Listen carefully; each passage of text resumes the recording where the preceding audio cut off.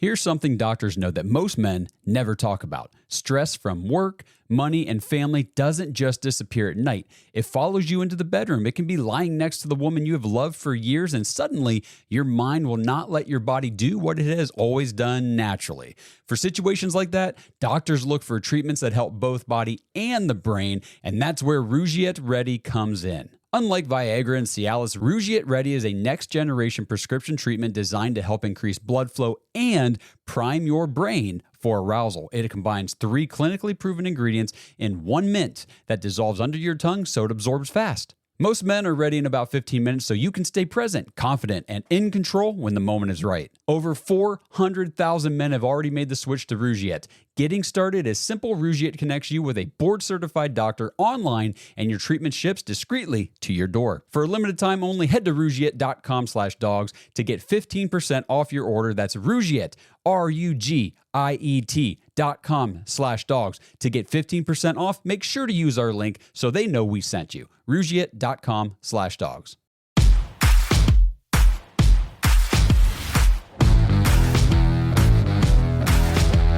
Welcome to the Dogs Podcast with your hosts, Blake Reneker, Justin Charles, and Josh All.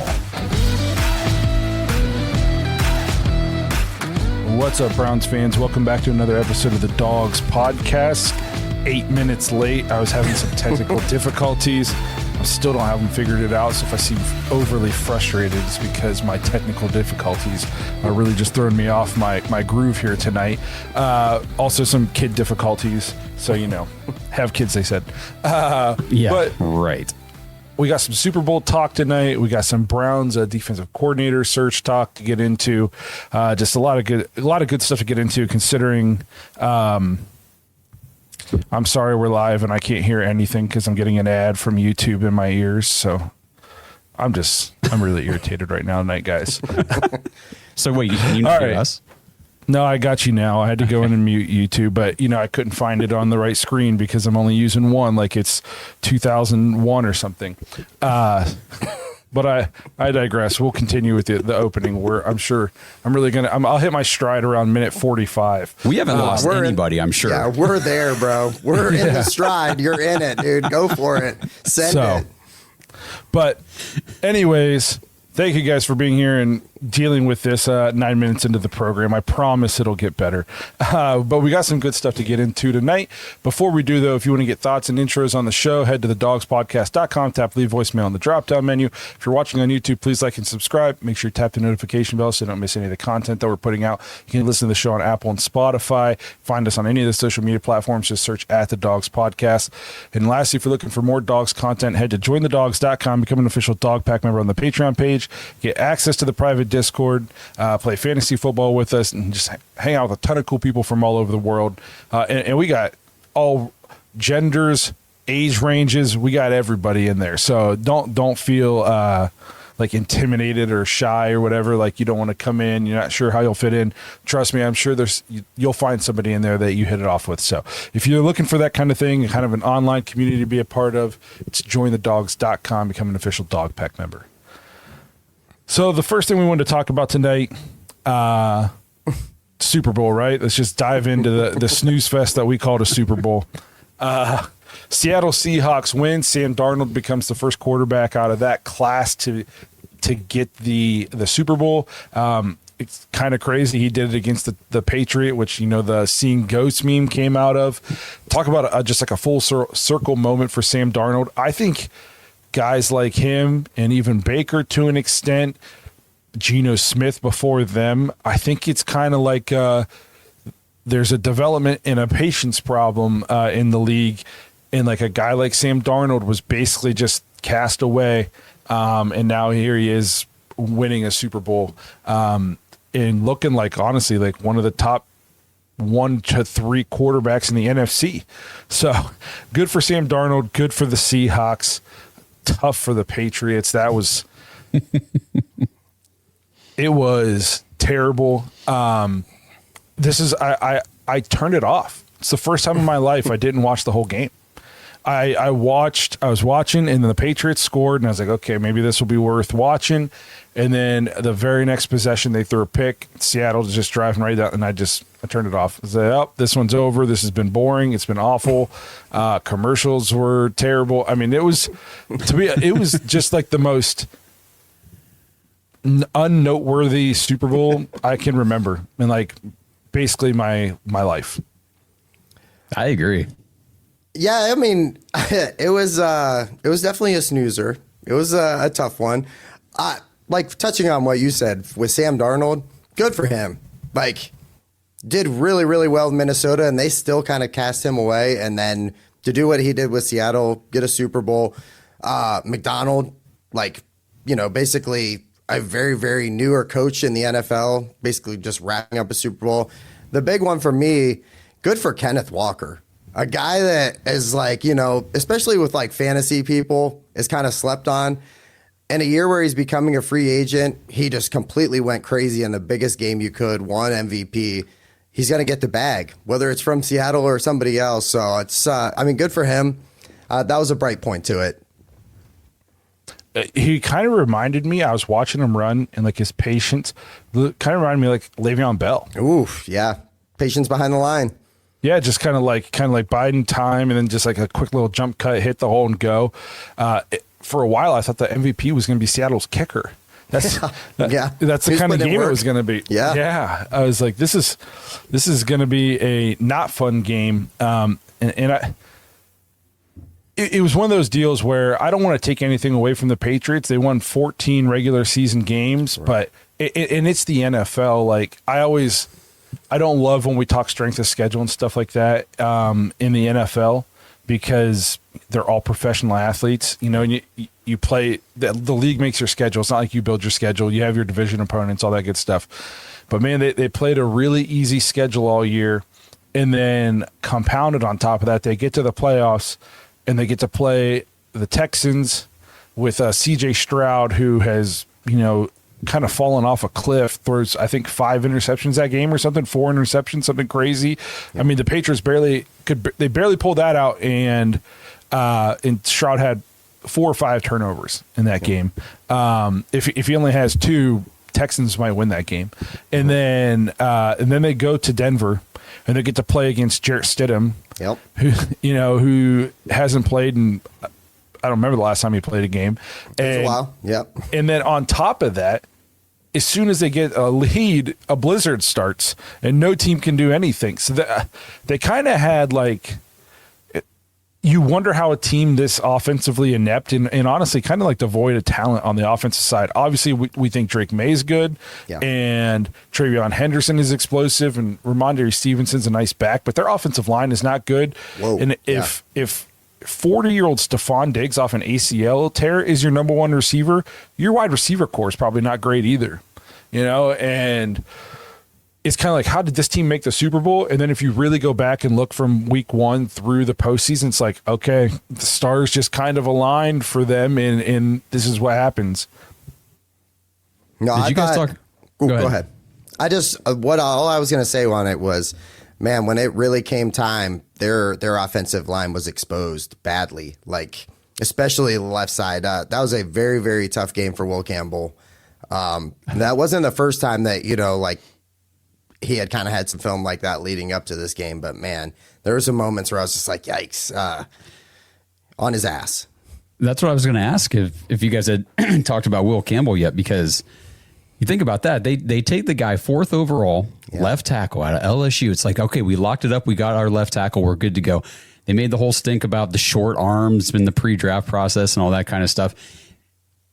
That guy got his ass owned the entire playoffs. That's what you're yes. talking about, Justin. It's like every game that you watch the Patriots play, Houston, Denver, Seattle destroyed Liability. That kid. Now, obviously, he's a rookie. He can get better. He's going to get better.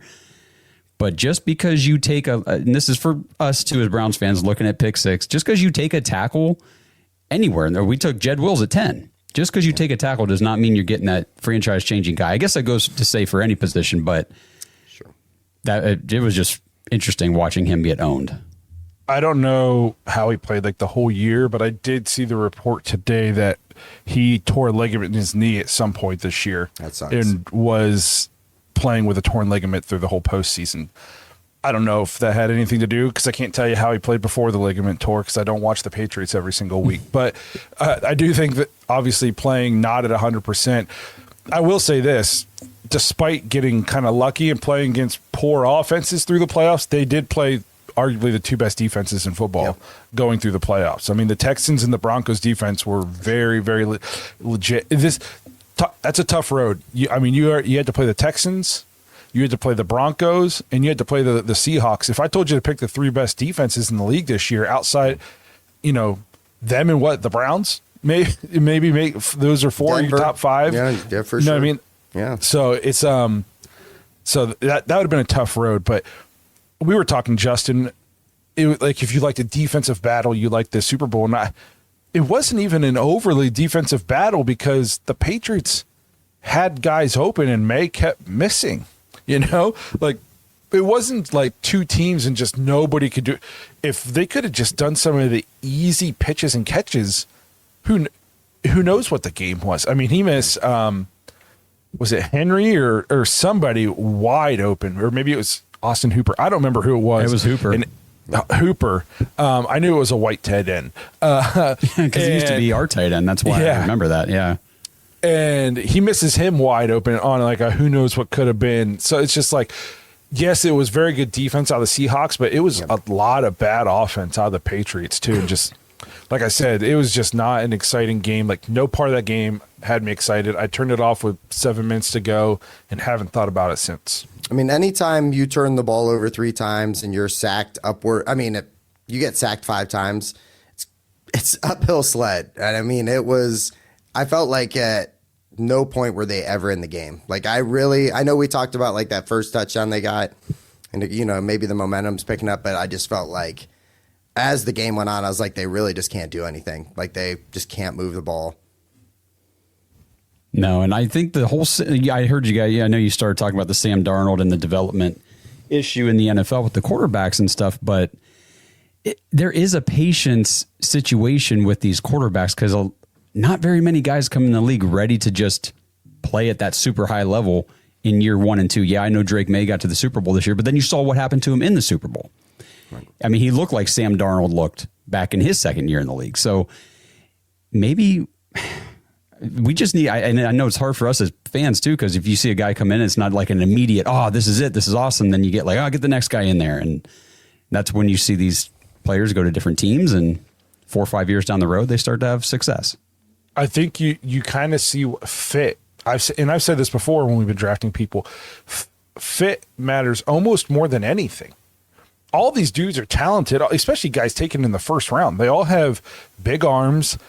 Most of them can move at least to some degree. They're all 6'3", giant humans. They all have talent. They all played big time college football for the most part. Most of the guys. Fit and culture has so much to do with it, and what do you have around them? I just think like expecting guys to come into a team where there's just nothing around them except for dysfunction, a bad offensive line, and you don't have a coach who knows how to maximize their abilities, what they do well. I think that is something like John Harbaugh and the Ravens staff should be very much applauded with Lamar Jackson. Lamar Jackson was not a finished product coming out of college and going to the Ravens. He was very much like a freak athlete, and he had an arm, but he was not a polished passer. And basically it was like, if you could keep Lamar Jackson in the pocket, you could beat Lamar Jackson, because he was basically a running back first, and he'd throw the ball sometimes. And I think we can all agree now, like they were patient, and they used his strengths. They were like, we're going to use his strengths and why we work on his weaknesses over time, but we're going to focus on what he does well and let him carry us with those things. And once he gets this stuff, he's going to be the total package. Now, 2 MVPs later, I think we all think Lamar Jackson's definitely a good enough passer to be a quarterback in the NFL now. Yeah, he can sling it, bro. He's very good at. He's okay. Yes, and he'll miss. They all miss him sometimes. So it's just like you have to have a team who can build off their strengths while coaching up the weaknesses, and still be able to get something out of them. Because would the Ravens have been patient with Lamar if they were trying to build off of his strengths and they won 2 games a year? I don't know if they would have been patient. So you got to be able to do both. You got to be able to still win and get something out of what they do well while building up on their weaknesses to kind of build them into the final product. And teams like the Browns and the Jets and before Bryce Young, honestly, the Panthers, like all these teams that like the Sam Darnold went to, and unfortunately Baker,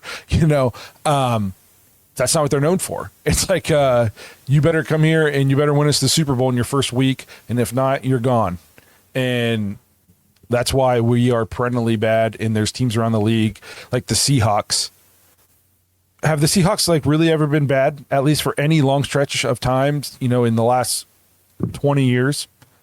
They'll be good, and maybe they have a down year, and then in a down year is not a Browns down year. It's not 2 wins, and then they're right back in the Super Bowl. It's like it starts with fixing like from the top, culture, the building, all the expectations, all that kind of stuff. Well, if you remember last offseason, I mean, I'm sure you guys felt the same. I remember coming on this show and saying, what are the Seahawks doing? For sure. They're trading away Geno Smith. They're trading away DK Metcalf. They're just...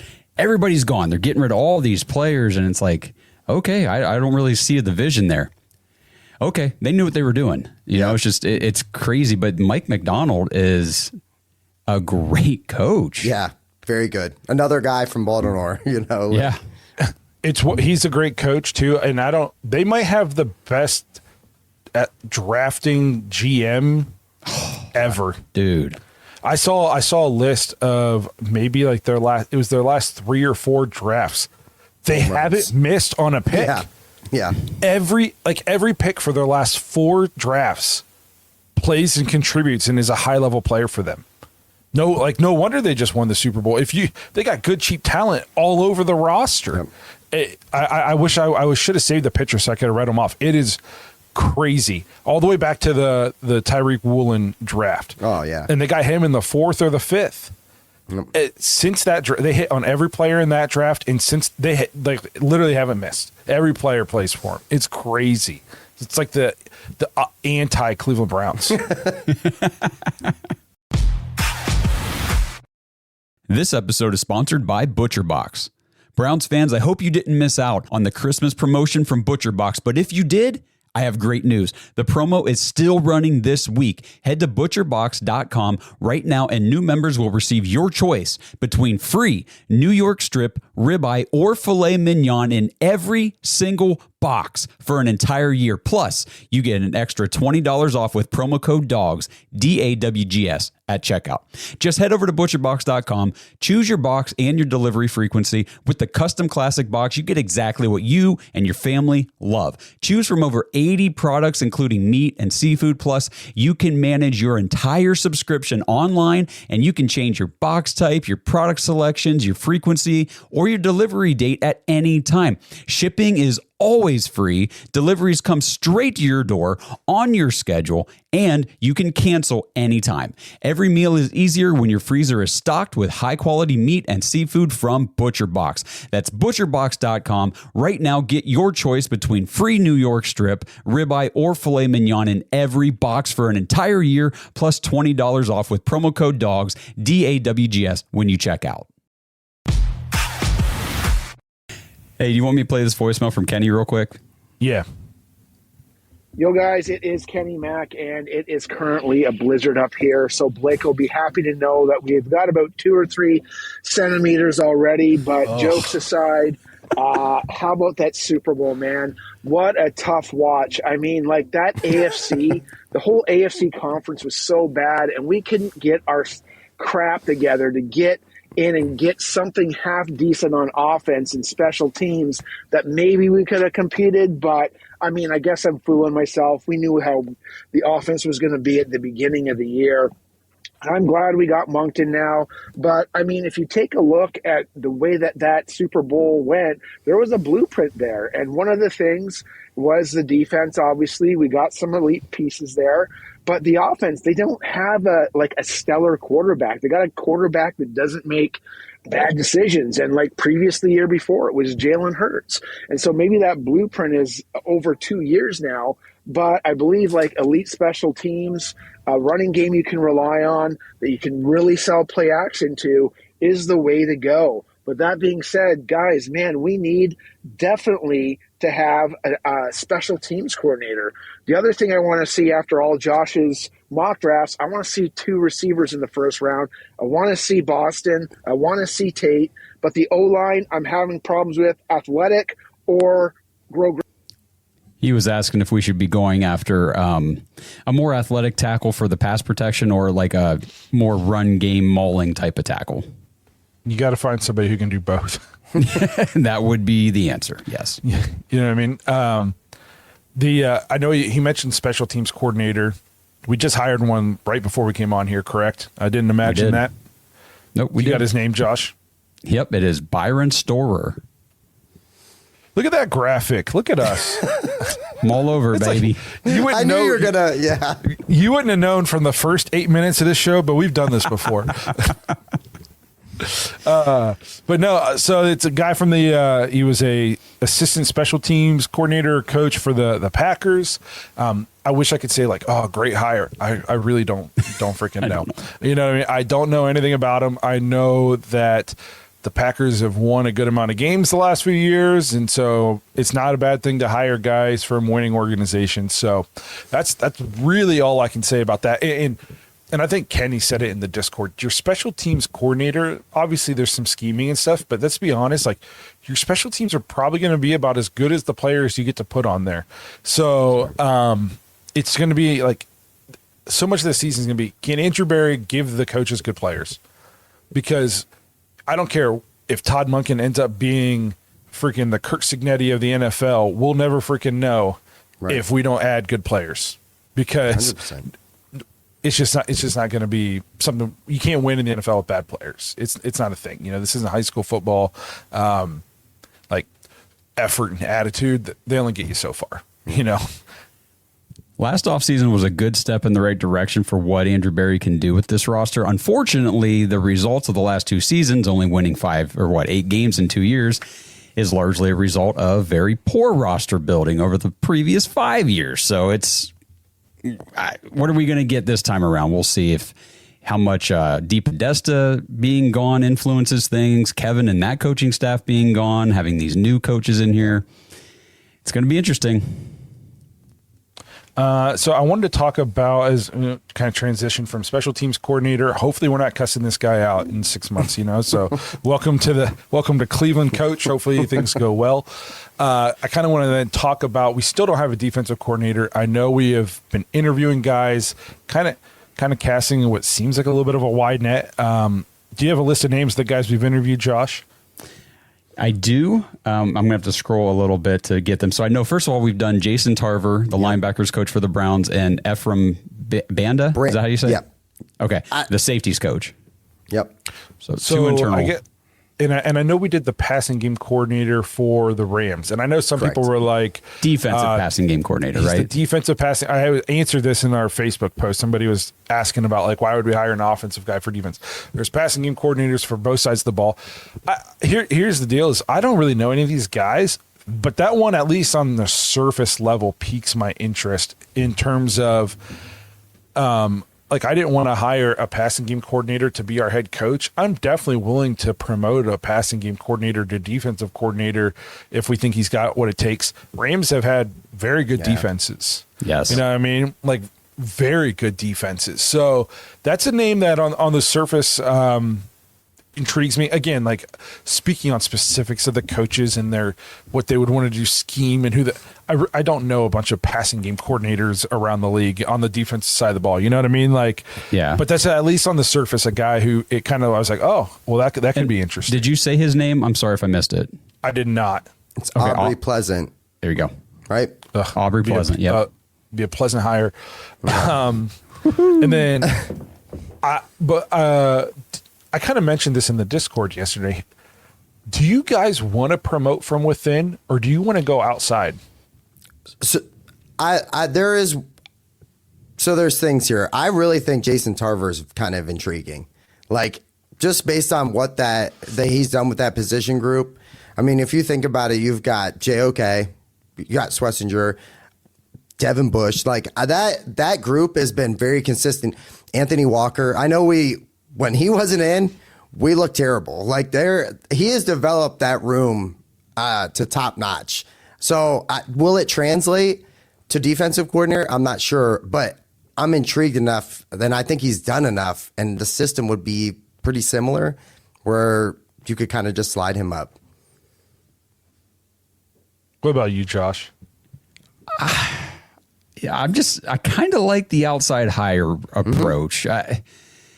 You retain some of these guys if you want to on the staff and everything, but getting a fresh perspective on what you can do with this defense, just because I know there's a lot of this talk about wanting to keep the scheme in place because the players play very well in the scheme, but the scheme also screws us very often.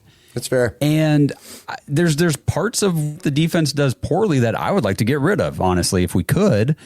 And if bringing in, like they interviewed Corey Undlin from the Texans, trying to see some of these other names, Mike Ruttenberg from the Falcons, and then Jonathan Cooley's an interesting one. I hear people really like him from the Panthers, and then Charlie Bolin from the Giants, and then Aubrey Pleasant from the Rams. So what could a new outside guy bring to our defense that, like an Aubrey Pleasant from the Rams, very good defenses, what could he bring here and maybe even have more success with Myles Garrett and Denzel Ward and Carson Swessinger and these guys? So I'm kind of intrigued with the outside hire prospects. That's what I said the Discord yesterday. And I know like some people kind of jump at you for that because Jim Schwartz is kind of like revered as a god in Cleveland because he had good defenses with a top 3 corner and the best defensive player in the NFL and the defensive rookie of the year at linebacker. Like, well, duh. You know, if we didn't, there would have been a huge problem. We would have had to get a new defensive coordinator again. Yeah. So anyway, I'm with you. The Pleasant from the Rams is intriguing to me. The Texans, Undin, I think is how you say his name, or Undin, or I don't know, I forget. Undlin, I think. Isn't there an L in there? That's intriguing because the Texans defense has been great. He's been with D'Amico Ryans. I'm with you.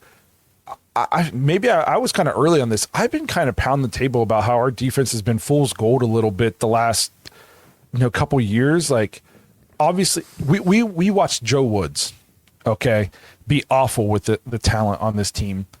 And we were like, we got to get somebody in here. And then we brought in Jim Schwartz, and then the defense was much better. Also lost in that, though, we added like other really good pieces for Jim Schwartz, hence why we haven't drafted any good offensive players, because we were drafting all these defensive players. So, but we just got so stoked for Jim Schwartz because it was so much better than what it was with Joe Woods. But we've said this so many times. We can't stop a jet sweep. We can't stop a counter. We can't get off the field on third down a lot of times. Like we give up great defenses. The Browns defense is very good. I do not consider them great or elite. Great defenses don't let Carson Wentz go 80 yards in under 2 minutes for a win. Great defenses don't give up 31 or 32 points to the Titans and then lose. It's just, I think they were a little bit of front runners when they're at home and it's going well and they're feeling themselves, they play well. But as soon as there's some adversity, as soon as, they're playing like a creative offensive coach that has a serviceable quarterback, they got shredded. I mean, we watched, what's his face from the Colts shred this defense 2 years ago. Gardner Minshew. You know what I mean? Shred this defense. And that was a game in which, Myles Garrett had like 28 sacks in that game. We still got shredded.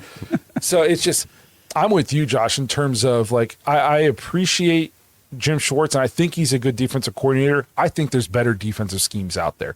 The wide 9 leaves us open to getting gashed up the middle in the run game. That's fair. And it's like a defense where unless you're playing with a lead, it's just not, there's better ones. the Vikings defense was better. The Seahawks defense was better. The Patriots defense, there are better defenses out there that don't have the talent and the draft capital invested into their defense like we did. So I'm with you, Josh. I'm not going to throw a fit if we promote one of these guys who were here and the guys like them and they'll play for them, but I'm highly intrigued about looking outside the organization. And I know there's people that'll go to the stat sites and say, well, the Browns were ranked as the number 1 or number 2 defense in yards or points allowed or whatever for the season. Okay, yeah, for the season. And that's on because the outliers within that, equation, we dominated some people at home, like majorly dominated. We got embarrassed on the road quite a bit. And then when the Titans came in, I think the aggregate of the season would show that, yes, overall we were the second best defense or whatever it ended up being in yards allowed. But game to game, it just wasn't like that. No, that's kind of how I feel. I was saying that really early in the season, like sometimes I'm early on these things. So do we have more voicemails we want to get to, or do we need to take a commercial break real quick? Why don't we do a quick break and then we'll come back and Brad's got a song for you guys on the other side of this. Oh, Jesus. This episode is partnered with Kalshi. Browns fans, are you ready to put your money where your predictions are? With Kalshi, America's #1 regulated prediction market, you can legally trade on events that actually matter to you. And the best part is you don't need to predict specific stat lines and compile a 7-leg parlay just to win big. With Kalshi, the objective is either yes or no. Will Shedeur Sanders be the Browns' Week 1 starting quarterback? Will the Seattle Seahawks win the Super Bowl? Will Fernando Mendoza be the first overall pick in the NFL draft? And in other sports, will the Cavs make the NBA playoffs? You can put your money on these predictions and more with Kalshi. If you want to try it out, Kalshi is giving $10 to anyone who signs up at kalshi.com/dogs and trades $100. Get away from disadvantageous sports books and dive into real world outcomes with real-time odds and real payouts. Head over to Kalshi, KALSHI.com/dogs, DAWGS, or just click the link in the description to get $10 when you trade $100 with Kalshi. Because why shouldn't you get paid for being right? Here's something doctors know that most men never talk about. Stress from work, money, and family doesn't just disappear at night. It follows you into the bedroom. It can be lying next to the woman you have loved for years, and suddenly your mind will not let your body do what it has always done naturally. For situations like that, doctors look for treatments that help both body and the brain, and that's where Rougiette Ready comes in. Unlike Viagra and Cialis, Rougiette Ready is a next-generation prescription treatment designed to help increase blood flow and prime your brain for arousal. It combines 3 clinically proven ingredients in 1 mint that dissolves under your tongue so it absorbs fast. Most men are ready in about 15 minutes so you can stay present, confident, and in control when the moment is right. Over 400,000 men have already made the switch to Rougiette. Getting started is simple. Rougiette connects you with a board-certified doctor online, and your treatment ships discreetly to your door. For a limited time only, head to Rougiette.com/dogs to get 15% off your order. That's Rougiette, RUGIET.com/dogs to get 15% off. Make sure to use our link so they know we sent you. Rougiette.com/dogs. Since 1989, Mount Hope Fence has set the standard in outdoor living. From decks and railings to fences and patios, we've got you covered. Our lineup features top brands like TimberTech, AlumaGuard, Preferred Railing, and Unilock, along with our own premium Duralux vinyl products. For over 30 years, we've partnered with contractors ensuring reliable job site delivery. Discover quality and excellence in all things outdoors with Mount Hope Fence.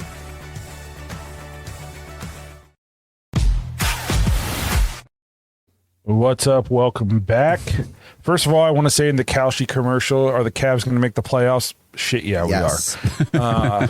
I know some people were apprehensive about the James Harden move. Me at first also, but that's looking, considering they don't have practice in yet. I don't know if anybody watched that Denver game last night.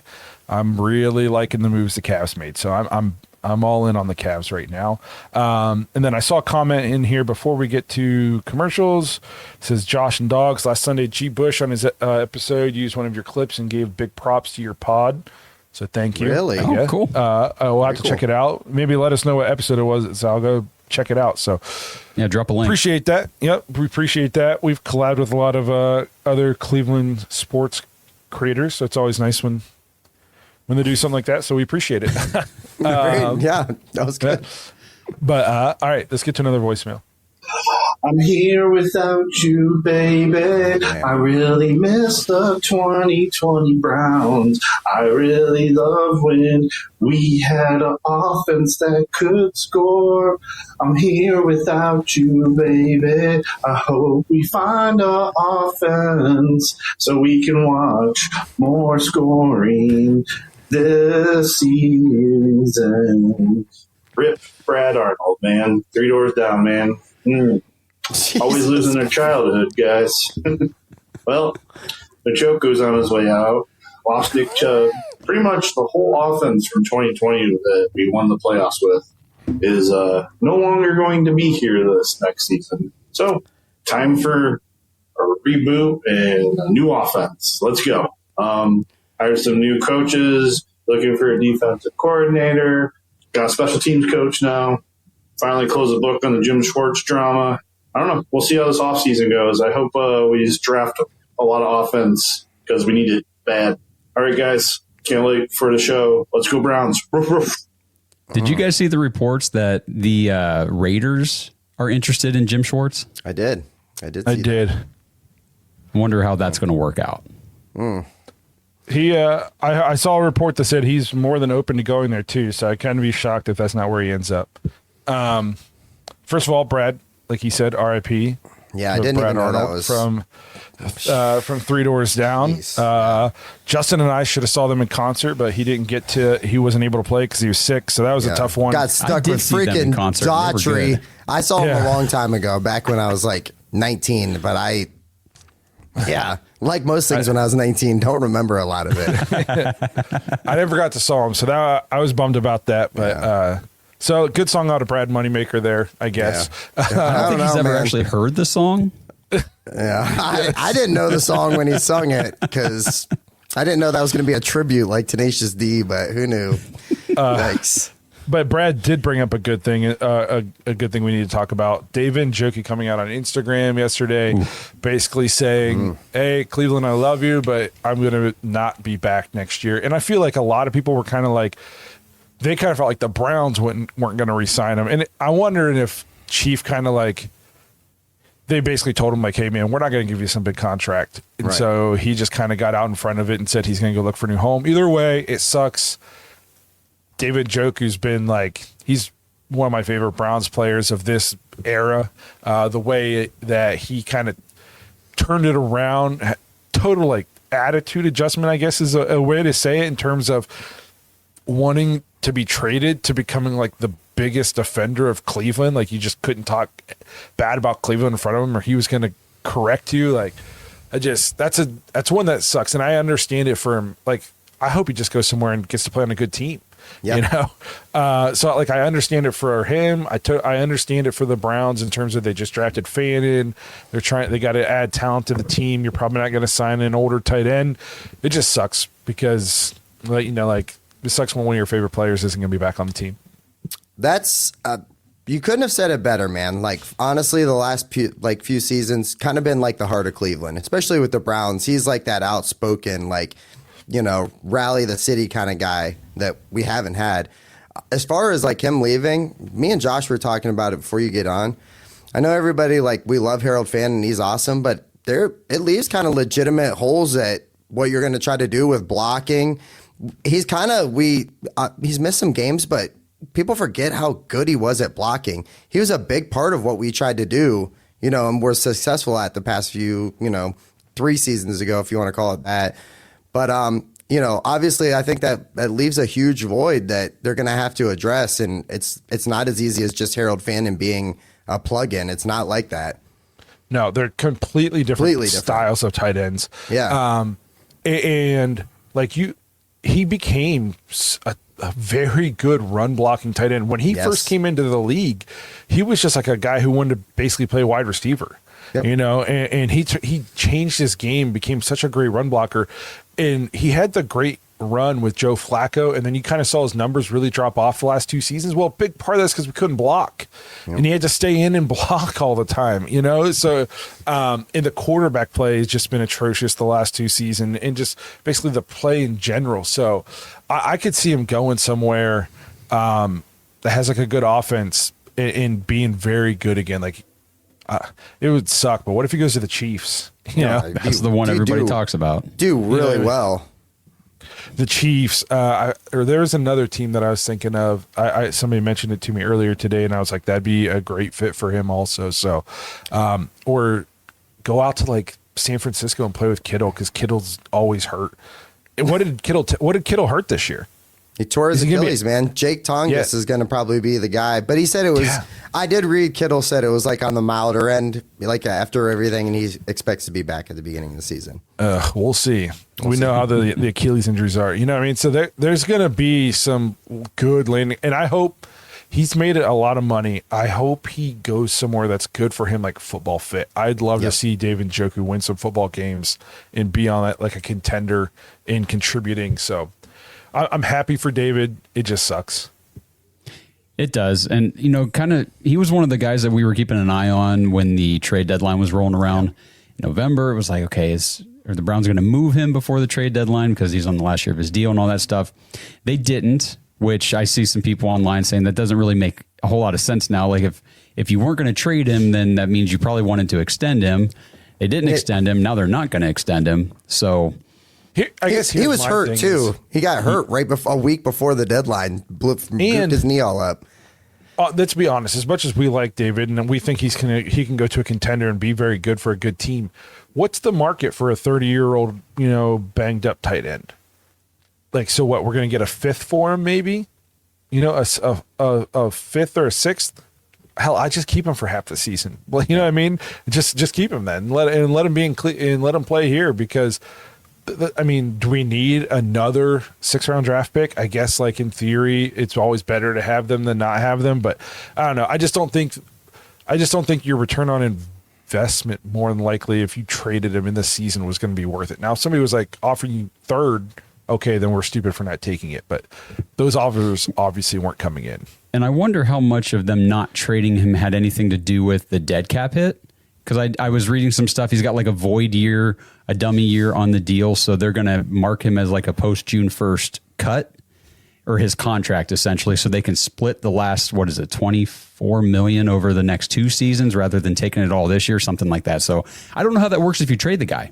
Maybe you can't do that anymore. I don't know. Maybe that had something to do with it.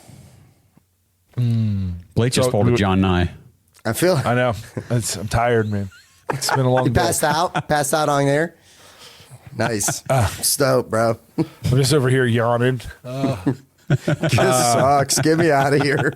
Well, I was staring at my second monitor and it's just black. So I started to fall asleep. Yeah. Sucks.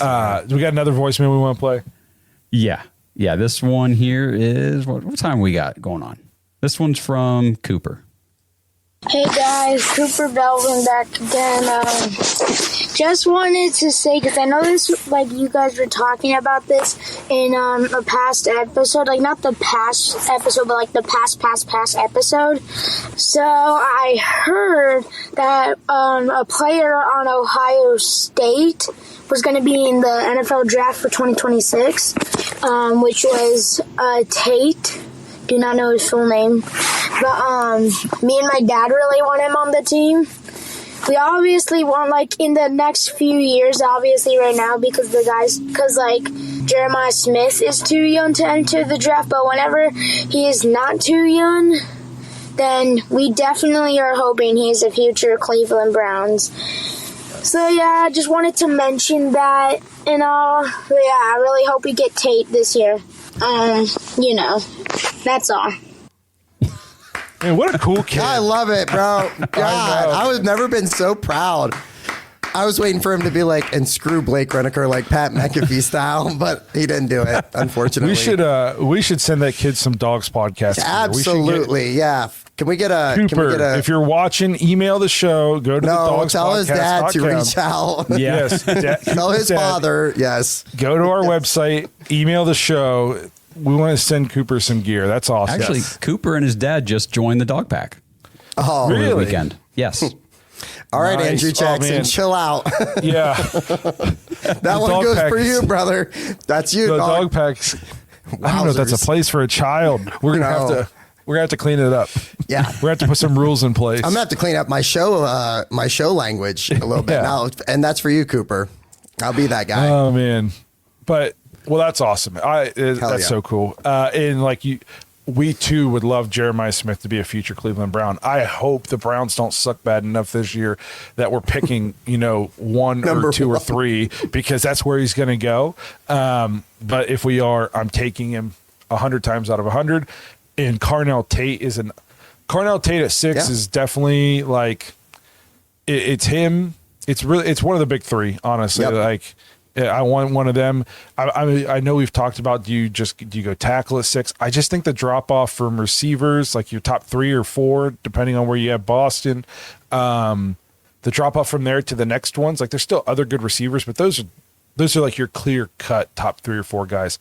I think there's other tackles and offensive linemen you can get at 26 or even the first pick in the second that will come in and start day one and be better than anything we have. So I just think you kind of have to weigh that positional value and where the drop off is. So if trust me, if the Browns draft Carnell Tate at number 6, that's going to be the next Browns jersey I buy.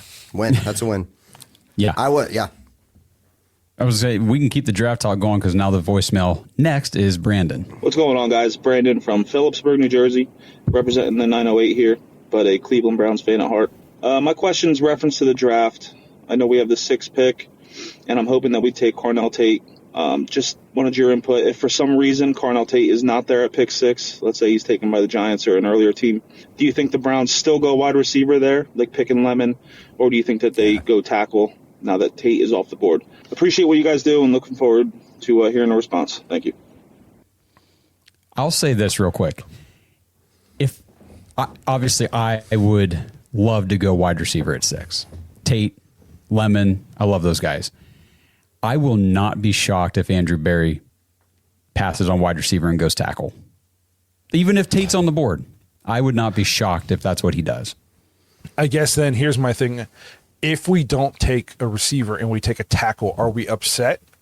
Or are we like, well, that's also a huge need? You know what I mean? Mm-hmm.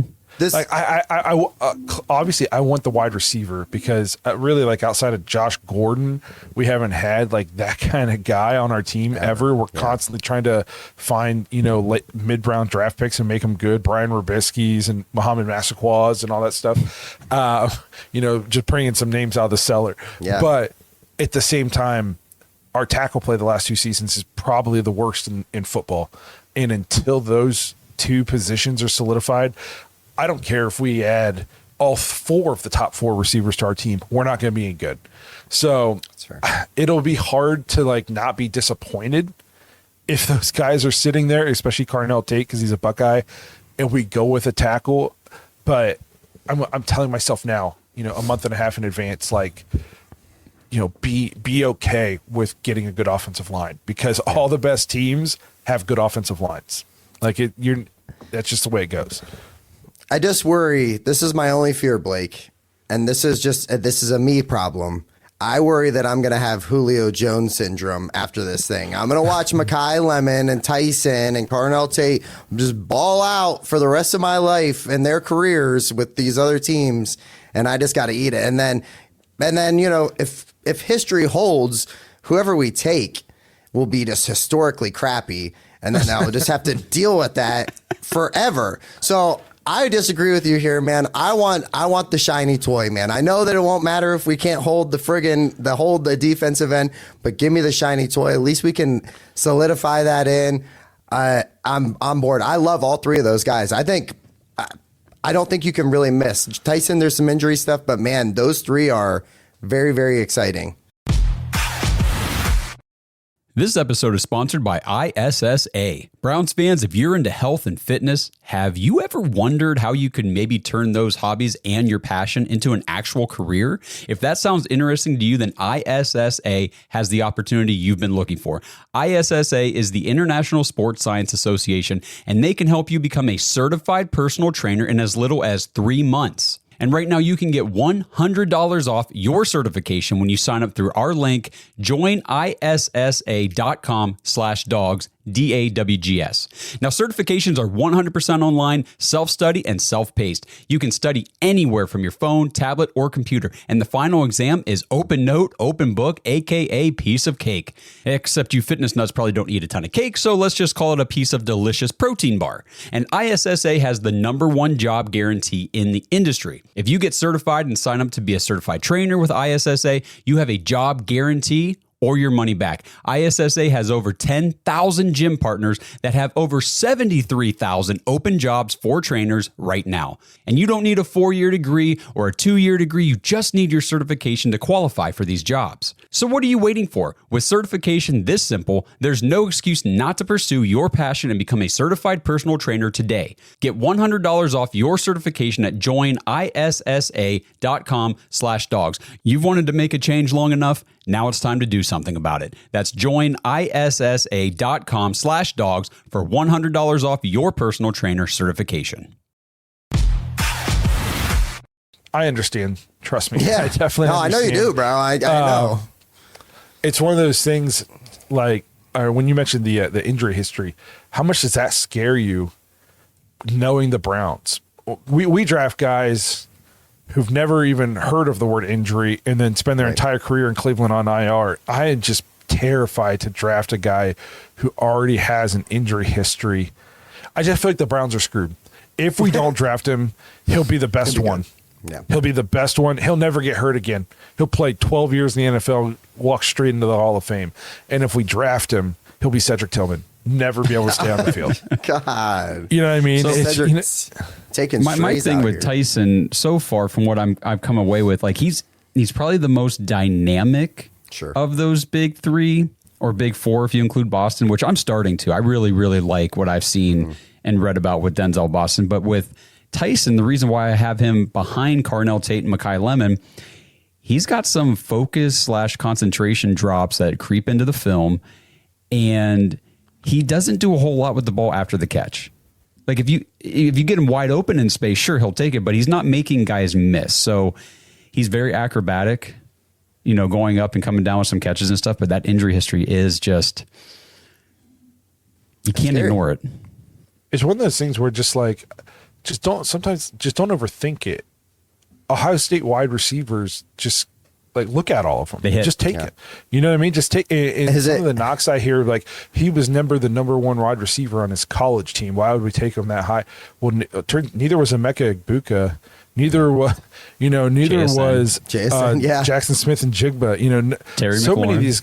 Yeah, a lot of these guys aren't the #1 because it turns out Ohio State just has a shitload of good wide receivers. Imagine not drafting Justin Jefferson where you drafted him because he wasn't the best wide receiver on LSU's team that year because they had Jamar Chase. Justin Jefferson must not be any good. He's the #2 on his college team. How could he be a #1 in the NFL? So I don't understand that logic at all. No, that's right. No, absolutely not, man. If you just turn on the tape for Tate, and we watch every Ohio State game, but we're not watching the film breakdown for a specific route or a specific guy or anything. Carnell Tate's routes, my goodness, he doesn't have burner speed. He's not going to blow by you on a 9 route and just take it down the sideline. He will get wide ass open because of his route nuance. He just knows how to shake defenders, get open. He didn't drop a single pass all season. He's the only receiver in this draft class who had 0 drops. Super impressive. And he's good at the contested catch. His catch radius is crazy. 12 out of 14 contested catches. You think about how many times you're throwing up contested catches. Those are great opportunities for drop passes where it's a pass that you probably could have caught. You end up dropping it. He didn't drop any. He caught damn near all of those opportunities. He's going to be good in the NFL. Very good. I'll say I think what will strongly dictate what we do at 6 also what has to do with what we do in free agency. Sure. There's wide receiver, like big time wide receivers, basically don't hit the market. But say there's like a miracle and you somehow added one, then that changes up your need at 6. You know what I mean? Personally, if we add I don't know, I'm not even going to throw a name out there, no speculation, but if somehow we landed a number 1 wide receiver in free agency or trade once free agency opens, I'd still take Cardinal Tate at 6. Yeah. And then you can take a tackle sure. with your next 2 picks at 26 and 32 or 33 24 or and whatever it is. 39. 24 and 39. So even if that, like, give me the, like I said, I made my argument for why I could see why they'd go tackle, but I'm with you, Justin, in terms of like, can we please get an explosive athlete Forget on this that, team? man. And so hear me out here on this too. There's a serious chance that Cardinal Tate goes off the board before we get to him. Maybe it could happen. If it does, and Lemon is sitting there at 6, turn the card in. Turn the card in. If it comes down to both of those guys are available at 6, I will have a lot of trouble. Like I would be okay if they took Lemon over him. I know that's crazy, but I just think we're in a good spot to just take that guy. Don't take a tackle when we have no receivers. Don't do that. Please. If they did go tackle, how do you guys feel about, I mean, really the 2 in that range are going to be Francis Malinois out of Miami and then Spencer Fano out of Utah. Those are like your 2 options there. Just take somebody and take the good one. Don't go Jed Wills, Tristan Wirfs route. That's another thing I don't need to see. I have so much trauma from Browns drafts. Listen to that. I will say too, I don't think this is, I know people will say, well, just trade back a little bit or something and get some more draft capital. I don't think you're trading back in this draft. The high end talent in this draft, I don't see people giving up future assets or 2nd round, 3rd round picks in this draft to come up and get any of these guys, really. Although I would have said that about Travis Henry. Travis Hunter. Travis Hunter. Yeah. You know what I mean? Like but he won the Heisman. It was a little bit different with him. Yeah, but I think there's a lot of team. I don't know if he was. They gave up a lot to get a guy who was like just mediocre at everything he did last year, and then got hurt. Exactly like everybody predicted would happen if he tried to play both sides. You know what I mean? So it's just like. So I don't know. Maybe you find another team out there, but I don't want to trade back. Just freaking pick the best players. Let's add like 6 quality offensive players in this draft and try to win some freaking football games. That would be lovely. But was that all of our voicemails? Are we all done? Nope, there's one more if you want me to play it. If not, we can just get out of here. But I'll play Kurt's voicemail. We got another Jersey guys? guy. Kurt from Jersey. I'm seeing a lot of talk about Watson playing again, and honestly, it turns my stomach to even to imagine I'd see him on the field again. I would probably lose it. I want to go so far as to retire the number 4 from anybody ever wearing that number again. I never want to see the number 4 on the field for Cleveland again. I get it. We owe him a lot of money. It's like, I get it, but no. Get out of here. Like, I don't want to see him on the bench. I don't want to see him. I don't want to see stupid videos from the freaking French Riviera or wherever the hell he is. His little TikToks or whatever he's doing. Go make TikToks, dude. Go make TikToks and retire the number 4. I'm tired of Watson. I'm tired of the talk. I don't want to see his name again. And I'd like to propose a trade to Atlanta, Dylan Gabriel and Mary Kay for a bag of chips. Not even good chips, not like Doritos, like just Lay's Original. That'll be fine. Not even a big bag, maybe just a small snack size. So go Browns. Later, guys. So Kurt from Jersey, very, very unhinged, very funny. Makes me laugh a lot at home. And yes, if you like that kind of stuff, that's what you join the dog pack for. Yeah. Number 4 in Browns history should already be retired. So I would make that argument. Former kicker that we had that was really good should already be, unclaimable. But as far as the Watson stuff, So I was saying it last year. I'm like, oh man, I really hope we don't go down this road. I feel very confident just as far as like moving forward. If it's Shedeur against Watson straight up, I'm putting my chips in on that Shedeur Sanders. You know, Watson, the last time we saw him, he looked like a shell of himself. Blake's talked about it a million times. He didn't even look athletic, couldn't outrun. The backyard football stuff wasn't working anymore. It just looked awful. At least there's flashes. When I watch Shedeur Sanders, at least during the game, there's multiple times during a game where I go, okay, hey, that's something we can build on. Cool. I wasn't seeing that from 4. I think there's. I don't think you can play him. I know you can't make football decisions based on like fan reaction and stuff, but I do think you have to read the room a little bit. Yeah. And if you put him out, first of all, if you decide to put him out there, there's going to be blowback. And then if you put him out there and he throws a pick or he throws one 6 feet short of the guy and into the dirt in front of him, it's going to be Bottlegate.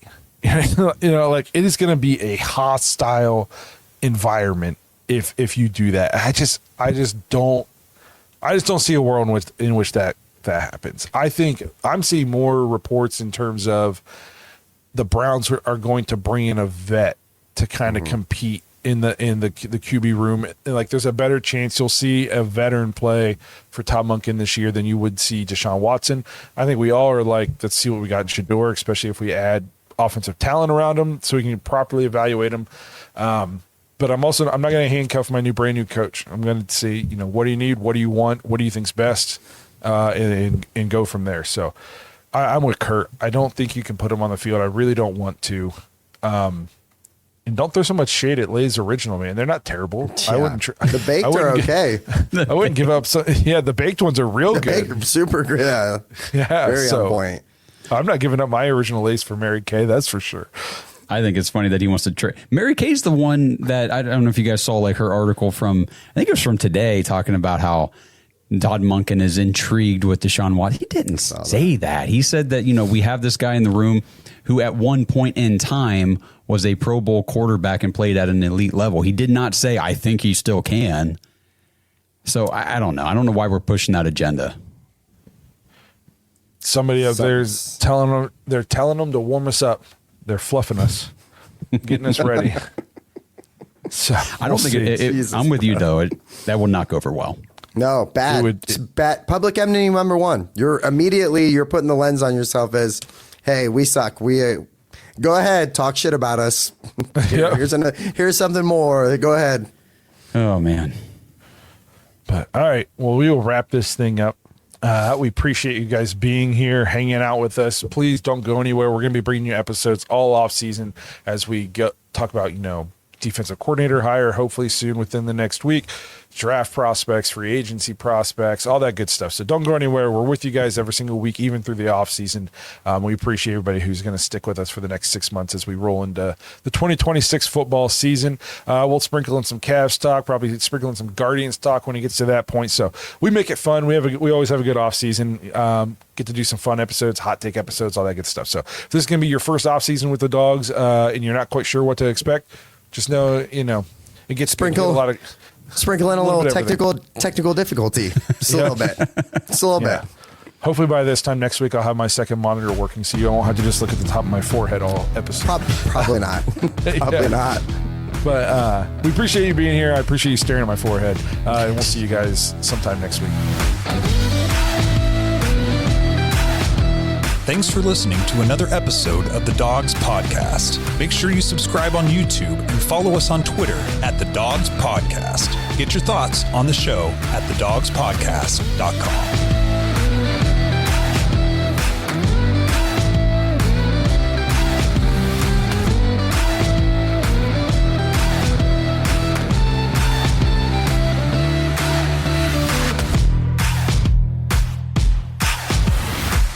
This episode is partnered with Kalshi. Browns fans, are you ready to put your money where your predictions are? With Kalshi, America's #1 regulated prediction market, you can legally trade on events that actually matter to you.